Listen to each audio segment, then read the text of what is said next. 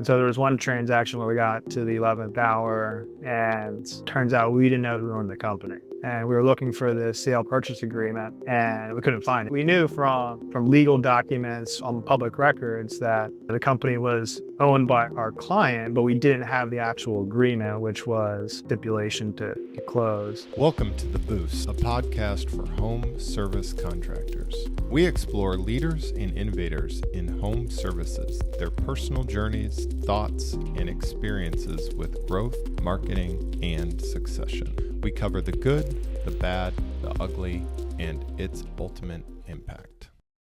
Hello, everybody. Thanks for being here. Welcome to another episode of The Boost. I'm Zach Wilson, Chief Marketing Officer of Local, and today we have Craig Wendel, Managing Director of Align Business Advisory Services. Welcome. Thanks, Zach. Happy to be here and to shed some light on this very important topic for home services-based businesses and the activity that we're seeing in the market. Thanks for having me on. Yeah, excited to dive into it. A little background here as we explore things. You guys started in 2017, and I noticed the background came on the heels of another platform, right? Now Southern Home Services, or that's where Dina came from, Southern Home Services, formerly Southern HVAC. Yeah, that's right. So a little bit of history on the line. Dina Jalbert, our founder and CEO, started in 2017. She was primarily on the buy side and chief strategy officer of Southern HVAC and some other home services-based businesses. And she's got other corporate finance background as well, but was really in charge of acquiring these HVAC, plumbing, electrical, exterior-based businesses into the Southern HVAC and plumbing, Southern Exteriors platform. And what she found is that a lot of these entrepreneurs, these family-owned businesses, were leaving millions of dollars at the table or on the sidelines by not having the proper representation. And so she started Align with the mission of providing top brass level advisory services, investment banking, M&A, mergers and acquisition advisory services to the lower middle market. Again, to these businesses that are smaller and overlooked by larger investment banks or advisory firms on Wall Street.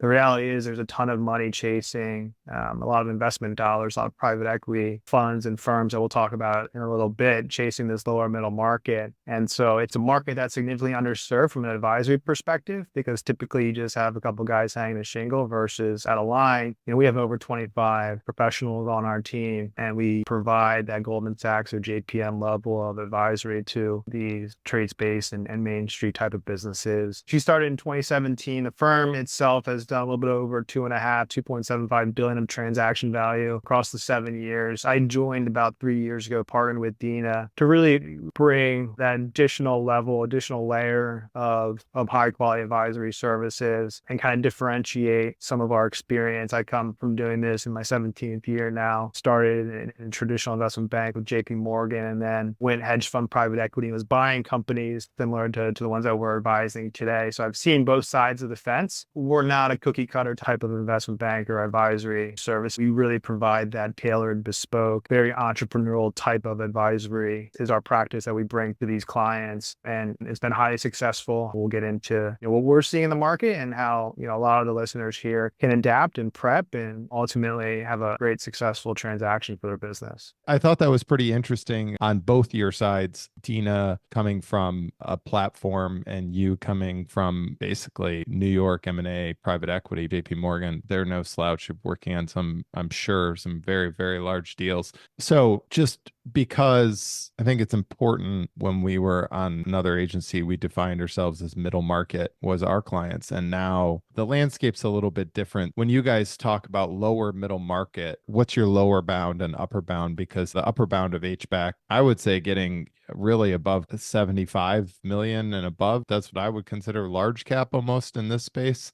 Small 0 to 5 and mid, maybe 7 to something. How do you guys define your lower middle? Where does lower and middle start and stop for you guys? Yeah, great questions. We focus on businesses that have revenue between 10 to 250 million of revenue, and cash flow or EBITDA, which is earnings before interest, taxes, depreciation, amortization, of 10% margins or more. I'll explain why, but certainly, Zach, you're right. When you think about, particularly in the the trade space, HVAC, plumbing, electrical space. Once you get to 75 million, 100 million, 150, 200, like you're a key acquirer for the smaller businesses. The reality is that there's so much fragmentation in this space. There's a large cohort of buyers in that 100 million revenue mark. And then you get up to the $1 billion mark, and those are your apexes and turn Right, points and right, right. the massive Goliath aircraft carriers, right? That's where you get into really platforms, not really the independent businesses, the A1s, the Parker and Sons, the Gettles. Once you've really eclipsed that 75 or 100 as a single brand, you're in a different league. I haven't heard of anyone that's really eclipsed quarter of a billion, 250, and Parker and Son as the standalone. We actually just had Josh on here maybe a month ago, but we didn't really talk about Parker and Sons. Josh Kelly, I think they're publicly, last I saw, they were like maybe 230, 240. They're not disclosing that a ton. Again, as like a single brand. I mean, anyone getting up into the high twos, 300s and not being a platform. Yeah, you're spot on there. Those types of companies are very far and few between in today's world. You have a lot of those, to your point, are platforms that have 8 or 10 brands underneath of them that are doing 15 to 30 million a year. But to be able to be a single shop like that, I mean, even look at like Hiller in the Midwest, like they're similar to that as well. Jimmy Hiller. It's remarkable to see. And those folks are getting phone calls and emails left and right from the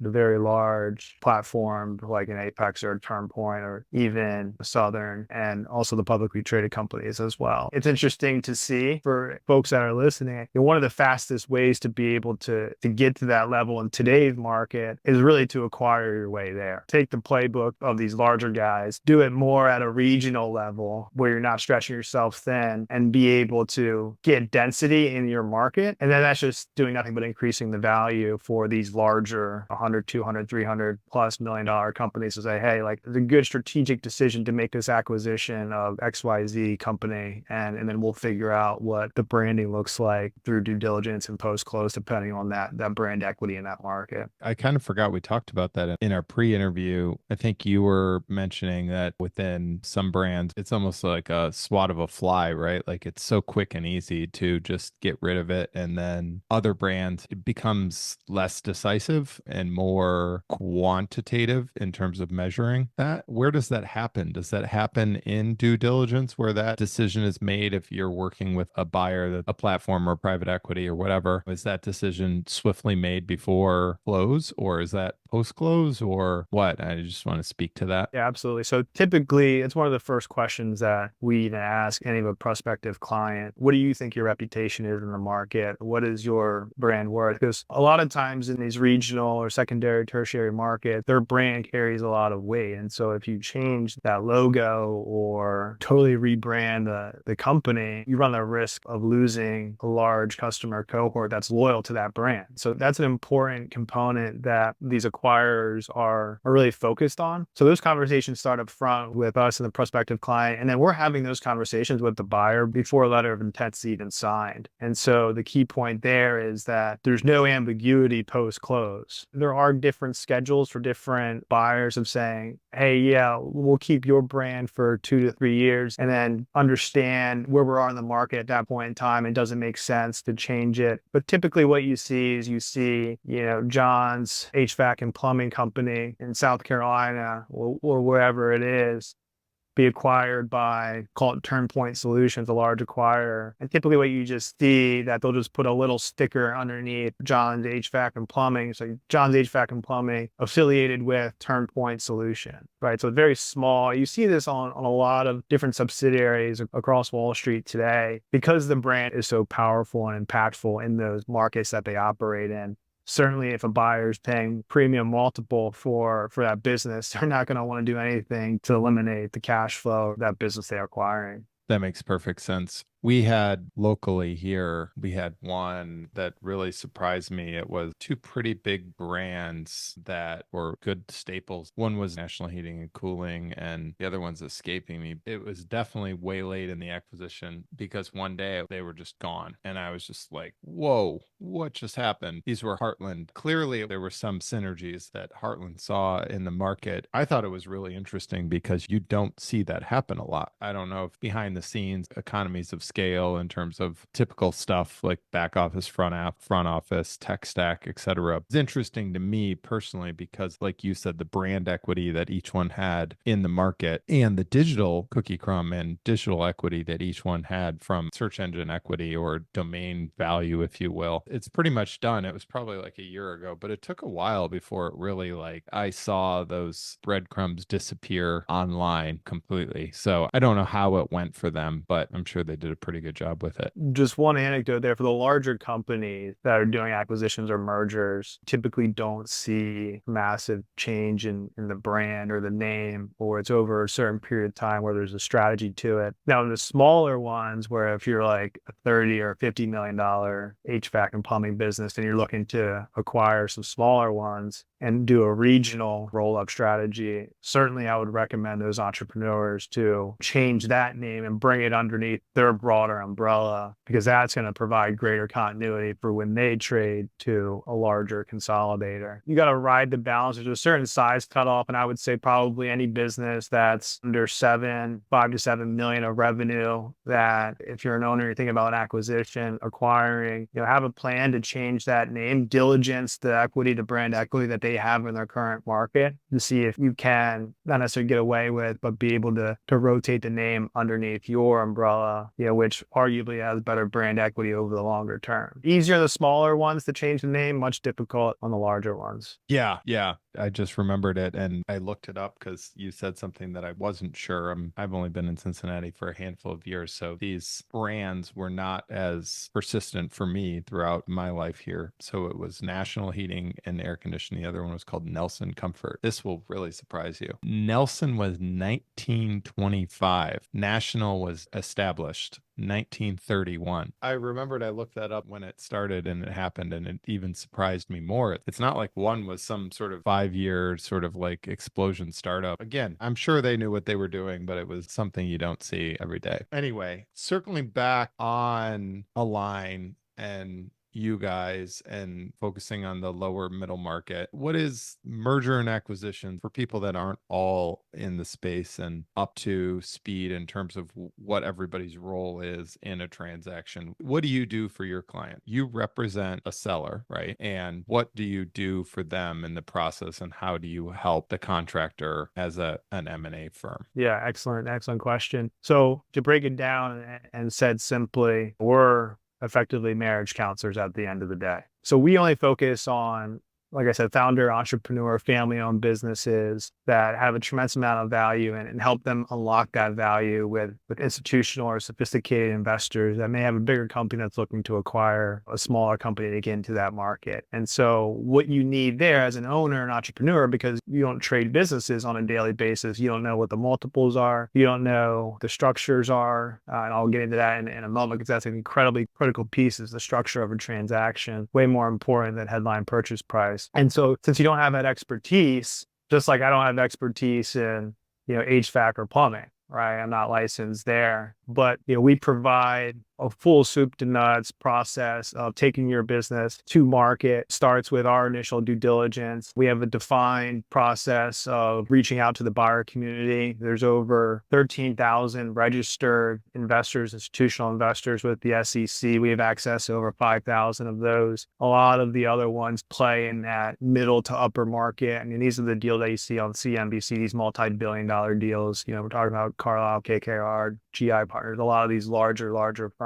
But there's this whole cohort of middle market to lower middle market private equity firms that we have immense relationships with, that, we effectively help advise our clients and make introductions to these private equity firms, and, fight for the highest value, the best structure for our clients. The reality is, Zach, at the end of the day, negotiating a transaction is like being in the trenches. There's a lot of bullets flying around. There's things that people could take personally. And for our clients as future partners with the buyer, you got to have a middleman in there to be able to navigate the choppy waters, be able to take the bullets for you, be able to respond appropriately and not emotionally, and ultimately be able to get you the best partner with the best structure with the best proceeds at close. I bet there's a ton of listeners here that are getting unsolicited offers or inbound emails and calls from a bunch of 20-year-olds that have a script, fresh out of college or MBA school, that are calling these private companies and saying, hey, if you ever are interested in selling your business, contact me. It's interesting because typically what we see is there's two different checkbooks, right, of these buyers. There's one checkbook where they go direct or it's unsolicited, meaning that these are the folks that are pounding people's inboxes and their cell phones, texting them, say, hey, I want to buy your company. And then there's a separate checkbook where they go through a process that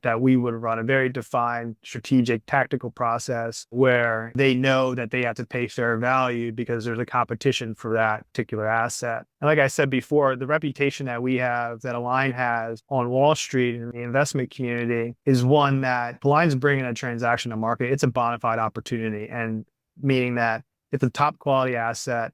And more importantly, those buyers have to pay up for that, pay market value or even higher than market value. And we have the track record of delivering anywhere between 30 to 40% higher than market value for our clients. And how do we know that? Is because we're in the market doing it all day, every day. Very few companies like us that have the level of dedication and care for the clients that we do and fight for them. And one of the key distinctions for us, only being focused on sell side and entrepreneurs and family-owned businesses, being a buy-side advisor for these private equity firms, I'm not trying to trade the larger consolidator, the larger private equity portfolio company, because what you end up getting in that world, in the advisor world there, is scratch your back, scratch my back. So it's like, hey, Zach, you should probably trade to this business for 8 times, even though your business is worth 9 or 10 times. And then, hey, I'll get you in on potentially the bigger fee when the whole platform flips, right? That's the conversation that traditionally advisors and private equity firms have. I don't care about trading the larger platform. What I care about is delivering superior results for these Main Street trade-based businesses that have been historically overlooked by high quality, high caliber advisors that really just ultimately care about delivering superior results for their clients. And that's fundamental to our fabric. Service and quality and value are some of our highest core values. And we live those morals and values every single day for all of our clients. So you touched on this because this is a recurring conversation in terms of who trades up to the larger platform, who gets out entirely on close date, or who might even roll some of that into just a single asset. Set aside the fact that every platform has different rules they basically apply. I actually don't know what TurnPoint does, or Heartland for that matter, but let's just say for argument's sake, TurnPoint asks you to roll up in whatever their split is. They're 60-40. They ask you to roll some up. Heartland, they don't allow you to roll up. And then, the third one, whoever that might be, Apex, whatever, they have the option to just go out entirely versus option A and option B. Is there a clear line in the sand for a buyer as to which one is good or bad and why? Or is it way too circumstantial? That's a great question. And to answer that, we have to understand the value of equity and how important the value of equity is for our clients, but also, the acquiring company. The reality is you create generational wealth sitting on cap tables and owning equity of larger businesses in this country and in this world.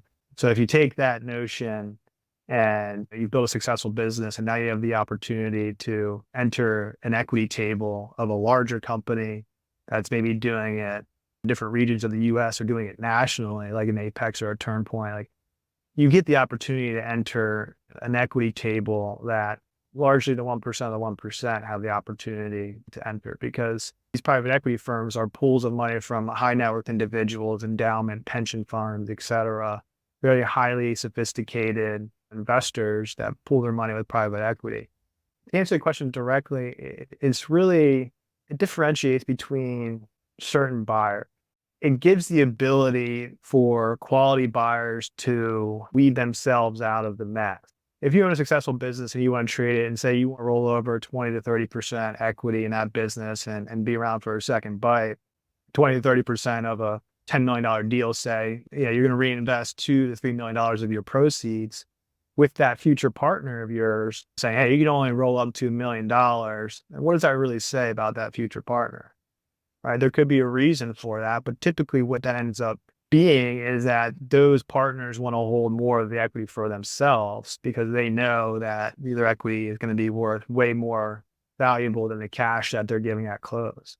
And that's what running a process is all about. That's why you can't just say yes to the folks that are reaching out, directly. You have to be able to understand what the market is bearing out there and select the right partner. Because look, at the end of the day, like it's great to do a transaction for entrepreneurs and business owners in your bank account, but at the end of the day, you still have to go to work the next day and put on your pants and go to work. And you want to be with that partner that you trust, that cares about you just as much as you care about them. And ultimately you have skin in the game to be able to wake up and do what you do and be able to execute at a high level. It's very important. And through our process and through the M&A process, you have the opportunity to select the optimal partner. At the end of the day, our job is to narrow the valuation gap as much as possible. So our clients aren't selecting based off of dollars and cents. They're selecting based off of partnership, right? Like, hey, like I love Zach's firm and they came to the management meeting and we've had other meetings prior to that and just have really sat down as a true partner,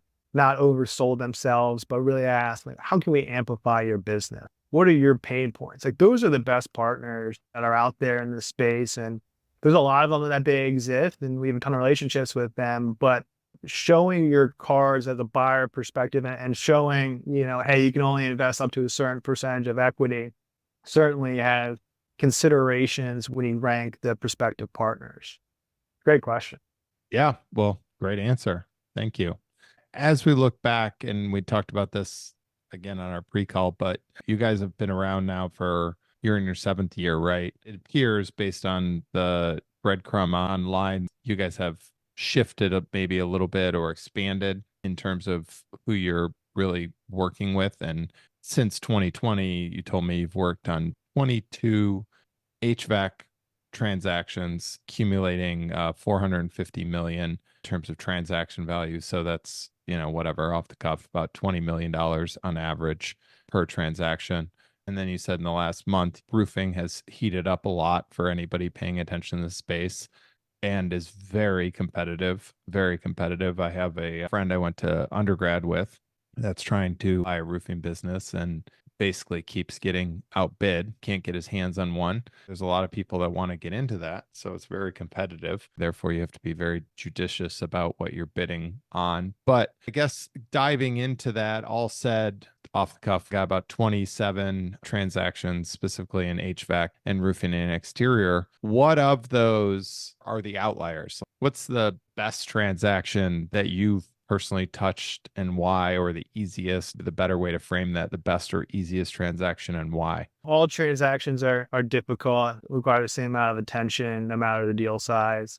There's nothing, you said, like a marriage counselor, like there's not some marriages that are just easier to step into and people are easier to deal with. You don't have to call anyone out specifically. Like Jane was, a total hoity-toity, like flake, whatever, but like just anecdotally, like what makes someone's really easy to deal with, so it made it easier, or the buyer was less picky, or anything. The key components, and it really comes down to the business and how the business is structured and optimized. Last Tuesday, we closed an HVAC deal in the Southeast. Great outcome for this business. But I'll tell you the core things that the business had that made it, relatively, easier, less painful transaction is it had core leadership in place that's working on the business and not in the business.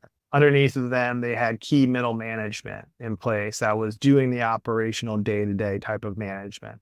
Then they had support staff underneath that was doing more of the administrative tasks. So you had this business office that was optimized for productivity for the techs in the field and the installers in the field, both on the service side, on HVAC and plumbing, and then on the replacement and new installation side, you have your crews going to different projects and optimizing their time in the field. What that created is it created tremendous growth for this business over the last handful of years. It created greater margin or profitability for this business over the last handful of years, and created, through that superior execution in the market, it's created greater market demand for their product, not only in HVAC, but also in plumbing. And then they're getting calls and do electrical type of work as well, because the market sees well-oiled business that has a great reputation, has their stuff together. Everybody in the organization has the same answer. They care about their customers. The little things that they do create all the difference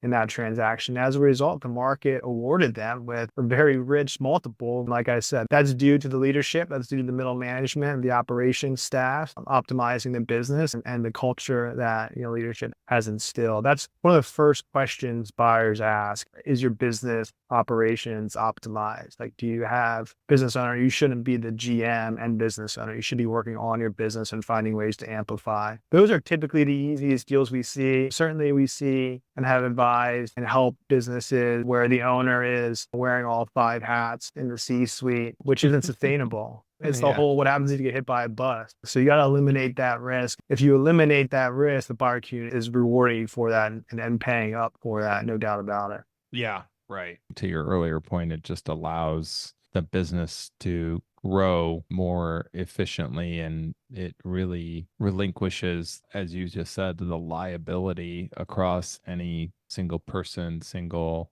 department, single anything. Reality is a common theme is, as you delegate, you become more efficient and you can do more. And that's how you can win, is you're putting good people in charge of your C level, your D level. And those people are running, in the really good businesses, basically running little micro businesses themselves under the umbrella or the guise of a larger operation. And if you look at all the big businesses, again, like Gettles, the Parkers, the Hoffmans, the Hillers, etc., and you peel back the layers on management, that's what you're going to see. That's why they get where they're getting. It's kind of the same thing with the example you said with the sophisticated 1%. Get the right people and the smart people that know what they're doing in position of power and control over how they're operating, and they're going to be successful. That's what sort of perpetuates the 1%, right? It's very incestuous in a lot of ways, and it's hard to break into. So just the flip side of it is, as reluctant as you are to answer this question, the worst one, we got 27. There's a bell curve here. What's at the bottom and who's at the back and why? Yeah, on the bad ones, I have a short-term memory on. In these transactions we're trusting our clients that the data that we're receiving is true and accurate. And so there was one transaction where we got to the 11th hour and turns out we didn't know who owned the company. And we were looking for the sale purchase agreement and we couldn't find it. We knew from legal documents on public records that the company was owned by our client, but we didn't have the actual agreement, which was stipulation to close. And it was said that some other accountant had it or some other attorney had it. Long story short, it delayed close about 2 weeks and we found the document finally. And in that time, it was also happening, kind of when the business wasn't performing at the same level it was when the LOI was signed, some 2 months before. So what's incredibly important for those that are listening here and watching is that in a transaction, your performance of your company needs to stay the same or increase. If it goes down, you run the risk of what's called a retrade, where the buyer saying your performance isn't as good as it was. So now instead of paying $20 million for your business, we're going to pay you 15 because you're off by $250,000 of your EBITDA, right? So that hit us over the head too while we were looking for this document. So now we had 2 problems to deal with. Luckily, we were able to navigate our way and negotiate our way out of a retrade to the overall enterprise value. What we ended up doing is shifting some of those proceeds into, what's called an earnout or a contingent consideration based off future performance of the business. So what turned into a very challenging issue that took an extra 2 weeks to resolve, put some more gray hair on our heads, but ultimately we got it done. But I would say the critical piece is certainly making sure that your business continues to perform at the level that the LOI signed on, if not better, right? And if it's better, we've tried to do in structuring our deals, look at your projections for when we think the deal is going to close. And then we basically tell the buyer they need to bid off of that certain date. So, we're sitting here in July. If we're about to execute an LOI, that deal is probably going to close end of September. I want to know where my client's performance is going to be end of September. And if it's higher, we're going to push and negotiate to get that value at close, because there's no reason why over the next 2 to 3 months in due diligence that we shouldn't get credit for the increasing performance that we have.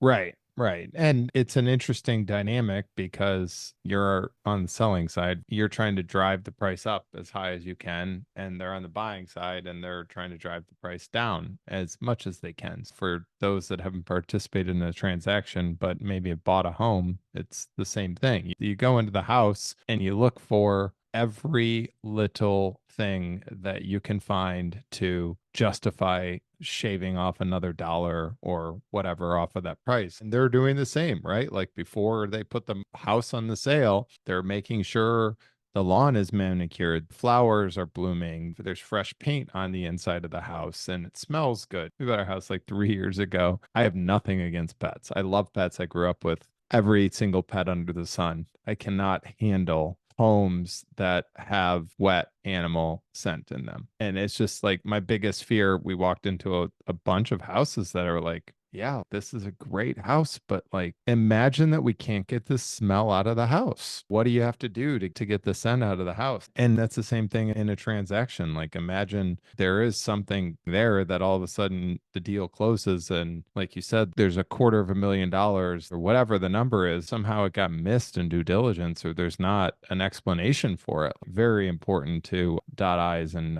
cross T's. So the state of the market, you alluded to it. The latest deal you did was an HVAC, correct? Last Right. Tuesday, we're Just candidly, what was the multiple? double digits. Wow, that's It awesome. was, yeah, it was an incredible outcome for them. I was just going to say, did it private equity? Was it a platform? Was it a another single entity owner? Who was the buyer, broad strokes? Yeah, it's nascent or just starting platform, regional Oh, strategy okay. platform that's backed by a private equity firm that has Oh, okay. experience in the trade-based businesses. And so they've done it before, they have the playbook, and now they're doing it again. For our clients, they rolled a good portion of equity and interested in that second bite of the apple. What was really cool to see for us and our team is we had nearly like 17 or 18 indications of interest for that particular asset, negotiated multiple LOIs to keep the buyer's feet to the fire. We advise our clients not for the highest dollar. Obviously, we're compensated based off of total transaction value, but we advise our clients on what we think is going to be the best fit and why. And so, what was really cool for us to see is the partnership that was sprouted, throughout the marketing process, through the due diligence process. Client was rewarded for that and following our advice and, developing that relationship. And so that was a great thing to see. And we see that a lot across our clients and transactions. Take a step back and zoom out and look at the overall private markets and what's happening in the private equity world that's investing in these Main Street type of businesses. Now, you have over $1 trillion worth of cash, or what's called dry powder, quote unquote, sitting on the sideline that needs to be put to work. These are private equity funds that have a finite amount of time of those dollars that need to be invested into particular assets. And so what you're seeing these investors target is really these less cyclical industries, like your trades-based businesses, right? No matter if your AC goes out in the middle of the summer, your heat goes out in the middle of the winter, you got to get that fixed. You don't really care what the cost is, right? It's just immediate. You need to do it. Sometimes it becomes a life or death situation, right?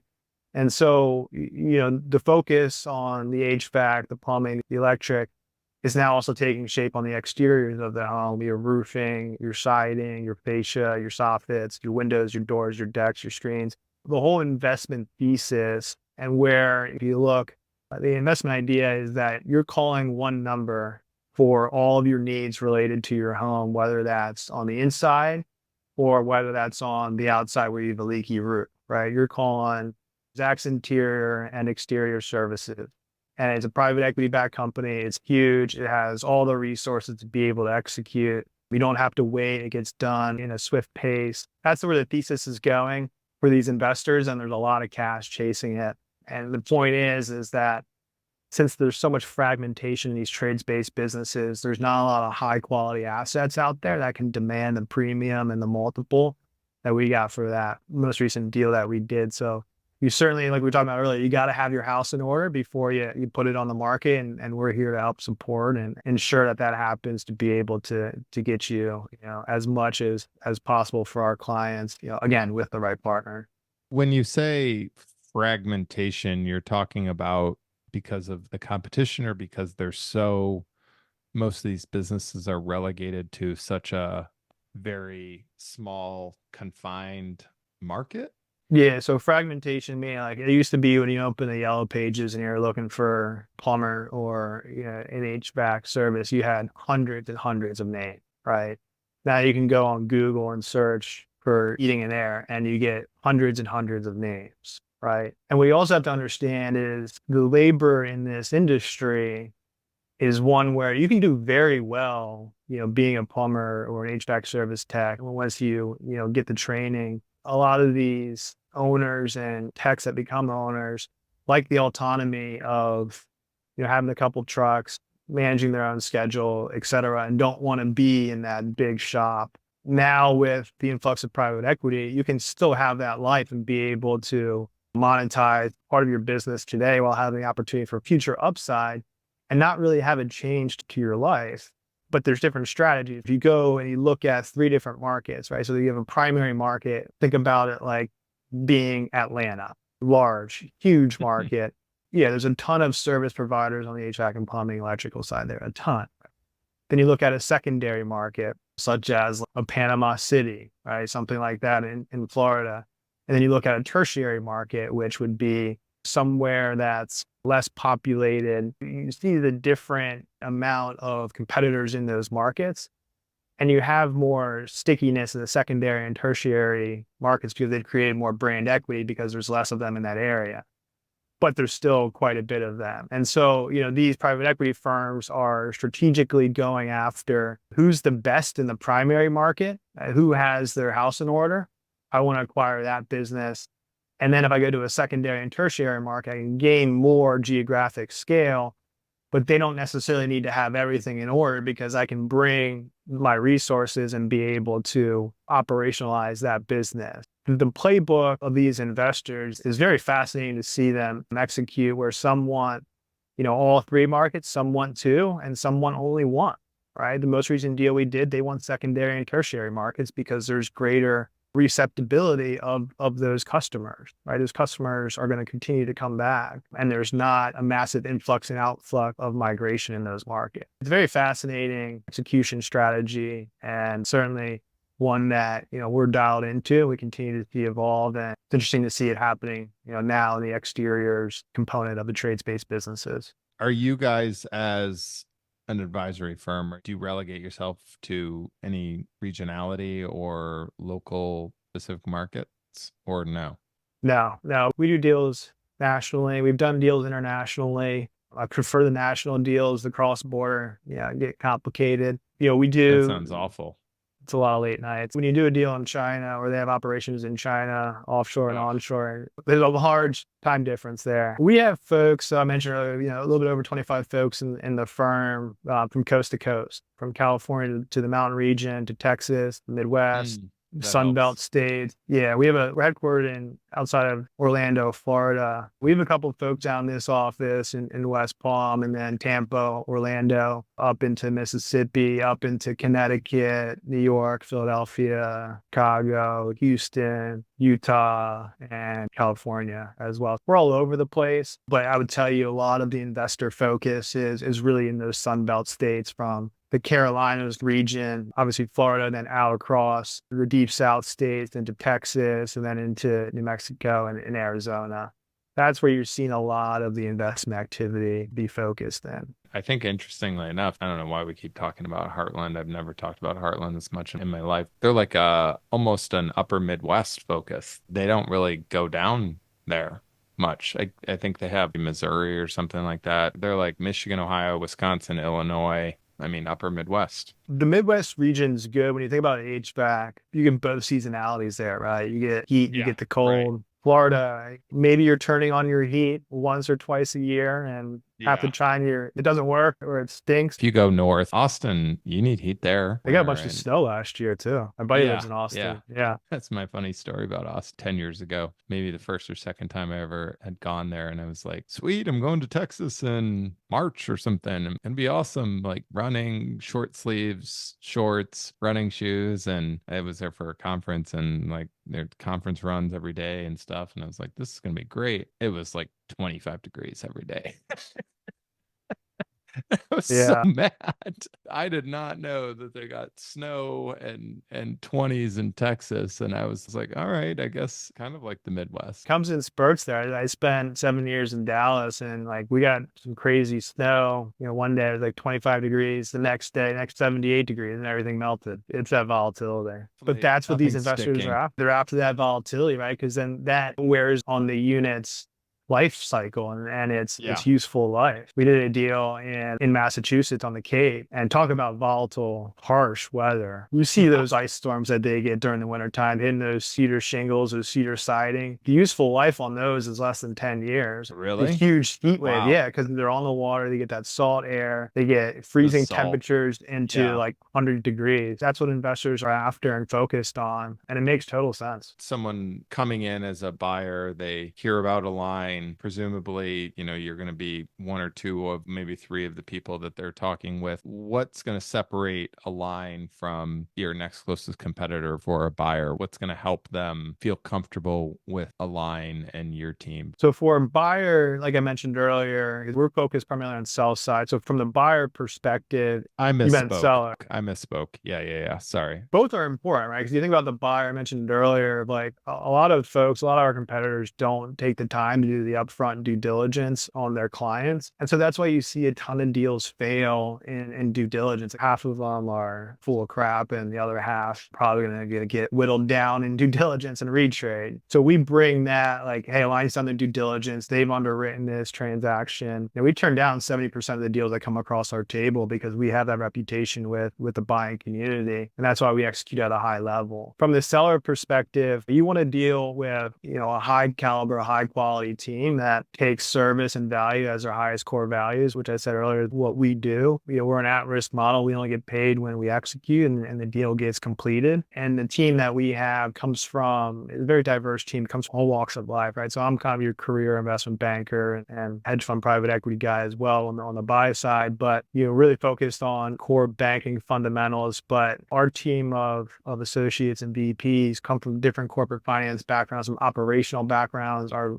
business development directors come from operational backgrounds or former business owners. We've walked in your shoes. We know what your pain points are. So we appreciate that. We know how to navigate those waters and ensure that, your pain points are alleviated in a transaction when you select that partner. Simply at the end of the day, we care about our clients and all of our clients become friends and family throughout and certainly at the end. And I mentioned family because, we do have to have hard conversations with our clients at certain times, but we come from an angle. We have your best interest in mind no matter what. Like I said earlier, we're not in buyers' pockets. Most of our competitors have agreements in place with buyers. And so they charge less to what would be our clients or the sellers because they're getting the full and more fee percentage from the buyer. So you have to be very careful of that if you're thinking about transacting your company. For us, we offer pro bono valuation analysis and ultimately just want to be helpful for these businesses, particularly trades-based businesses that, get overlooked and frankly, fortunately get taken advantage of sometimes, but that's just not the way it should be. And that's our mission. And that's,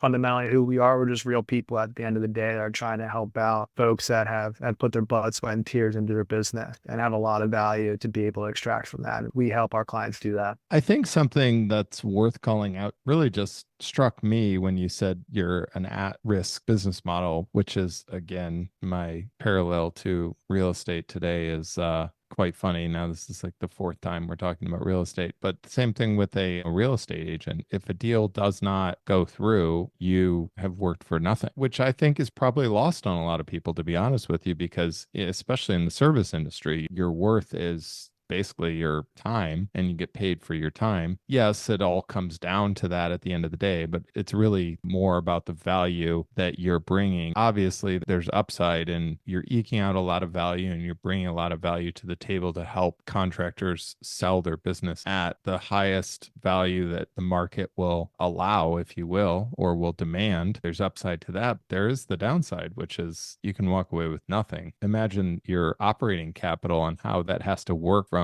month to month in terms of your deal flow and getting paid in these very irregular lump sums in terms of, Mhm. it's not this steady flow of daily income that you're getting from the jobs you're working. Just something that I might be worth pointing out. So anyway, well, cool. Again, thanks for coming out. Thank you for taking the time. What is your preferred platform for communicating? You an email guy, LinkedIn guy, a Facebook chat guy? All the above. Email typically is probably best. Cell phone. My email is cwendel@alignba.com. LinkedIn also works as well. Have you done any deals where anyone's met you over LinkedIn? There's not a lot of contractors using LinkedIn. That's actually an excellent point. There are not. We have had some folks that we have helped start the process of transact. You're On exactly right. LinkedIn? Really? Yeah, yeah, Yeah. yeah. Wow. But mostly, yeah, you're right. You're right, Zach. There's not a lot of contractors on there because, to your point, they're day to day in their Right. business and operating it as they should be.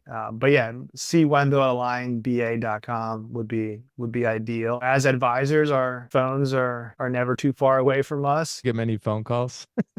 It's funny. I was up at 2:30 this morning and had some pretty critical components of this transaction we're trying to work. So always available. That just comes with the territory. Well, cool. Thank you again for everybody out there listening. Thanks for being here. And please like us, give us a review on your favorite podcast platform, and go get them. Thanks, everybody. Thanks, Zach.